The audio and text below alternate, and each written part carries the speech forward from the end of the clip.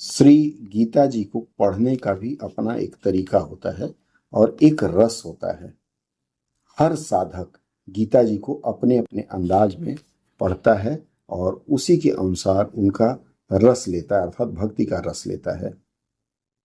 एक बार मैं command hospital, army का कमांड हॉस्पिटल है, उसमें भर्ती था कलकत्ता में। तो वहाँ एक सज्जन काफ़ी वृद्ध थे, वह भी भर्ती थे। तो मैंने उनके टेबल पे गीता रखा देखा, पतला वाला। तो उन्होंने मुझसे पूछा, पढ़ लेते हो क्या? तो मैंने कहा थोड़ा बहुत प्रयास कर सकते हैं। तो जैसे सामान्य ढंग से हम पढ़ते हैं, जैसे देखिए यहाँ लिखा हुआ है, यह पृष्ठ 83 है, अध्याय 3, 21वां श्लोक है।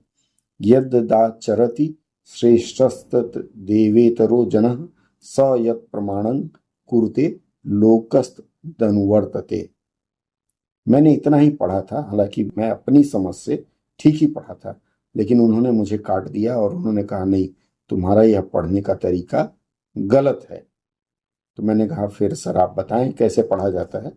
तो उन्होंने जो मुझे पढ़ के सुनाया वह इस तरह से, यद्दाचरति श्रेष्ठस्तद्देवेतरो जनः स यत् प्रमाणं कुरुते लोकस्तदनुवर्तते। अर्थात जब इसको गीत के रूप में पढ़ेंगे तो पढ़ने का आनंद भी आएगा और उस गीत से जो भी भ्रमर या जो गूंज उमड़ रही है वह आपको इसको और आगे पढ़ने के लिए प्रेरित करेगी। अब जैसे यही श्लोक मैंने पढ़ा, अब इसका अर्थ समझने का प्रयास करते हैं। इसकी व्याख्या इसमें की गई है, यह है गीता प्रबोधिनी। गीता प्रेस गोरखपुर से आप इसको प्राप्त कर सकते हैं। इसको स्वामी रामसुख दास जी ने इसका टीका किया है। तो उनका इस श्लोक के बारे में कहना है कि श्रेष्ठ मनुष्य जो जो आचरण करता है, दूसरे मनुष्य वैसा वैसा ही आचरण करते हैं। वह जो कुछ प्रमाण कर देता है, दूसरे मनुष्य उसी के अनुसार आचरण करते हैं। फिर बाद में इन्होंने इसकी व्याख्या भी की है कि समाज में जिस मनुष्य को लोग श्रेष्ठ मानते हैं, उस पर विशेष जिम्मेवारी रहती है कि वह ऐसा कोई आचरण न करे तथा ऐसी कोई बात न कहे जो लोक मर्यादा तथा शास्त्र मर्यादा के विरुद्ध हो।